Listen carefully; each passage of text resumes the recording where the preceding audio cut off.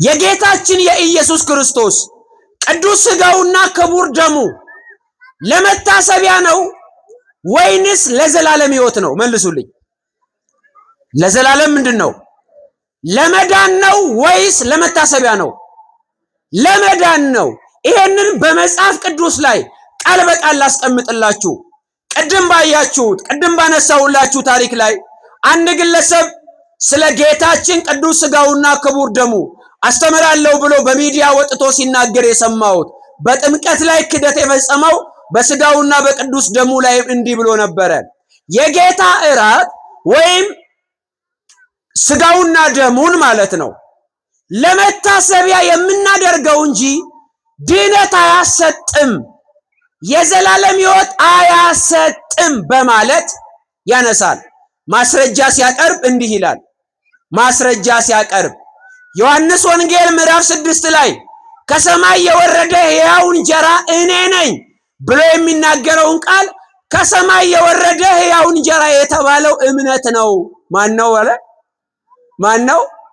እስኪ እባክህ ወዳጄ ከሰማይ የወረደ ሕያው እንጀራ እምነት ነው ያለውን ከሐዋርያት መካከል አንድ ሰው ጥቀስልኝ። ከሐዋርያነ አበው ከሐዋርያት ከተማሩ ከነ ቅዱስ ፖሊካርፕ ከነ ቅዱስ ሄሬኒዮስ ከነ ቅዱስ አትናቴዎስ እስኪ አንድ ሰው ጥራልኝ። ልጠራ አትችልም፣ ተሳስተሃል። ጌታ ስለዚህ ምን ብሎ አስተምሯል? የዮሐንስ ማቴዎስ ወንጌል ምዕራፍ 26 ቁጥር 26 ላይ ዕለተ ሐሙስ ደቀ መዛሙርቱን በዝግ ቤት ውስጥ እንዲህ ብሏቸዋል። በአንድ ቤት ውስጥ ተቀምጠው ሳለ ህብስቱን አንስቶ ባርኮ እንካችሁ ብሉ፣ ይሄ ሥጋዬ ነው። ይሄ ምኔ ነው? ይሄ ምኔ ነው? ሥጋዬ ነው ብሉ። ጽዋውንም አንስቶ ባርኮ አመስግኑ፣ እንኩ ጠጡ፣ ይህ ስለ እናንተ ስለ ዓለም ኃጢአት የሚፈስ የአዲስ ኪዳን ደሜ ነው። ምኔ ነው?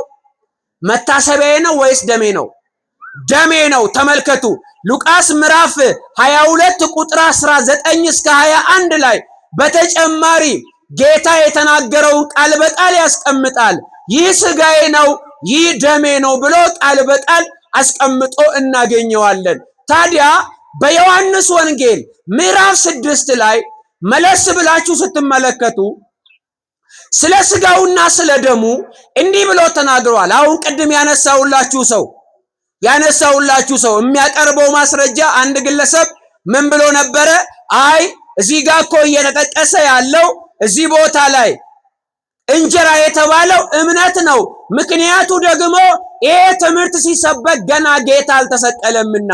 እንዴ ጌታችን ከመሰቀሉ በፊት እኮ ከትንሳኤው በኋላ ስለሚፈጸመው በተደጋጋሚ እኮ ተናግሯል እኮ አስቀድሞ አስተምሯል እኮ። ሐዋርያትን ሂዱና ጥምቁ እያለ እኮ ተናግሯል። ጥምቀት አልተጀመረም እኮ። ስለዚህ እንዲህ ይላል። ይሄን ሲያነሳ በዮሐንስ ወንጌል ምዕራፍ 5 ላይ ሐዋርያው ቅዱስ ዮሐንስ በወንጌሉ 5ኛው ምዕራፍ ላይ ምዕራፍ 6 ላይ ቁጥር 48 ጀምሮ ስትመለከቱ እንዲህ ብሎ ያስቀምጣል። የሕይወት እንጀራ እኔ ነኝ። የሕይወት እንጀራ እኔ ነኝ። አባቶቻችሁ በምድረ በዳ መና በሉ ሞቱ አለ። እስራኤላውያን ከግብፅ ሀገር ሲወጡ እግዚአብሔር ከሰማይ መና እያወረደላቸው በሉ። ነገር ግን ያ ከሰማይ የተሰጣቸው መና ሕይወት የሚሰጥ አይደለም፣ ረሃብን የሚያስታግስ ብቻ ነው። ስለዚህ በሉ ሞቱ ይልና ስለመበል ነው እያወራ ያለው፣ ስለሚበላ ነገር ነው።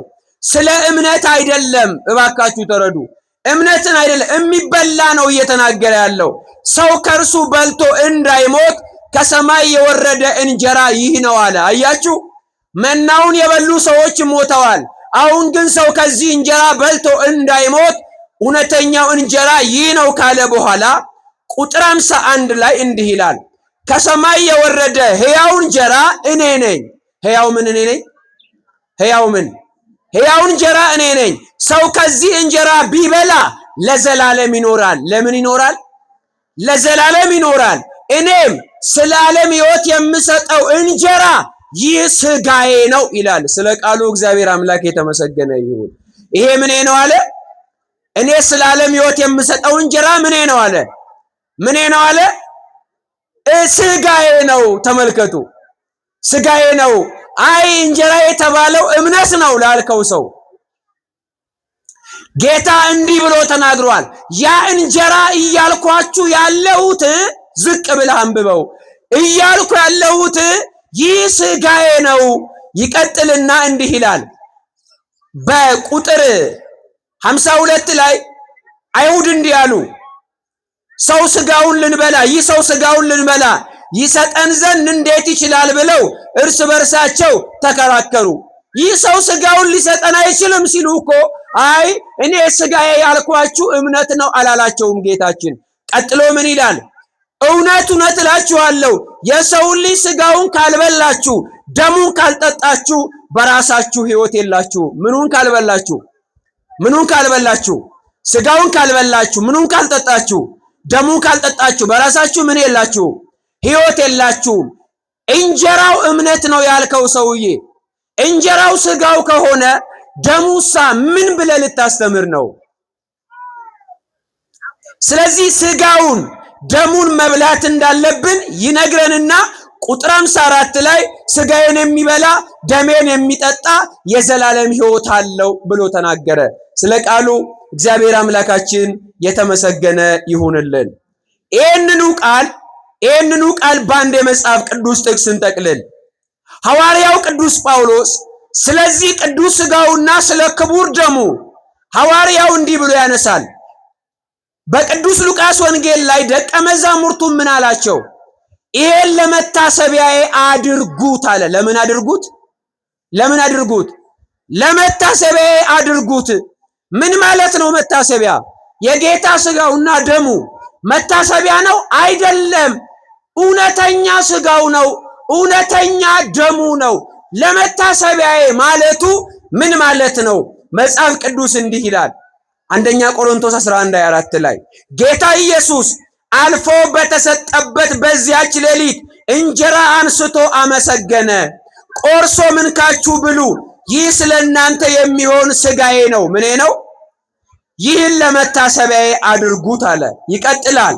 ከእራት በኋላ ጽዋውን አንስቶ ይህ ጽዋ በደሜ የሚሆን አዲስ ኪዳን ነው፣ በጠጣችሁ ጊዜ ሁሉ፣ እየሰማችሁ ነው? በጠጣችሁ ጊዜ ሁሉ ለመታሰቢያዬ አድርጉት አለ። ምን ማለት ነው? ስጋዬን ስትበሉ ደሜን ስትጠጡ ለመታሰቢያዬ አድርጉት። ስጋዬን የምትበሉት ለመታሰቢያ ነው አላለም። ደሜን የምትጠጡት ለመታሰቢያ ነው አላለም። ምንድነው እያለ ያለው? ለመታሰቢያዬ አድርጉት። እንዴት? ቁጥር 26 ላይ እንዲህ ይላል፣ ይህን እንጀራ በበላችሁ ጊዜ ሁሉ ይህንም ጽዋ በጠጣችሁ ጊዜ ሁሉ ጌታ እስኪመጣ ድረስ ሞቱን ትናገራላችሁ። ምኑን ትናገራላችሁ? ምኑን ትናገራላችሁ? መታሰቢያ ማለት ምን ማለት ነው? ስጋዬን ስትበሉ ደሜን ስትጠጡ ሞቴን አስቡ። ሐዋርያው የሚነግረንም ይሄንን ነው። የጌታ ስጋውን ስትበሉ ደሙን ስትጠጡ ሞቱን አስቡ፣ ሞቱን ተናገሩ፣ የክርስቶስ ሞቱን መስክሩ እያለ ነው እንጂ ይህ ማለት አይደለም። መታሰቢያ ነው ስጋውና ደሙ እያለ አይደለም። ይህንን ቃል ቁጥር 27 ላይ ቀጥሎ እንዲህ ይላል። ምክንያቱም አንዳንድ ሰው አሁን ይህንን ቃል እንደ ሌላ እንደ ዝክር ሊቆጥረው ስለሚችል ነው። እንዲህ ይላል፣ ሳይገባው ይህን እንጀራ የበላ ወይም የጌታን ጽዋ የጠጣ የጌታ ስጋና ደም ዕዳ አለበት አለ። ይሄ ማለት ስለ እውነተኛው ቅዱስ ቁርባን ነው እንጂ ወይ ዝክር፣ የቅዱሳን ዝክር ሰንበቴ አይደለም። በሰንበቴ ከክርስቶስ ጋር ህብረት አናገኝም። አይደለም። ሰንበቴ ማለት ተሰብስበን ቃለ እግዚአብሔር የምንማርበት፣ በቅዱሳን ስም በሰንበት ስም የተዘከረውን ዝክር የምንቀምስበት፣ ወንጌልን ለመማር የምንችልበት አውደ ምሕረታችን እንጂ ከጌታ ጋር ህብረት የምናደርግበት አይደለም። ቅዱስ ስጋውና ክቡር ደሙ ነው ህይወት የሚያሰጠው፣ ህብረት የሚያሰጠው። ከናፍ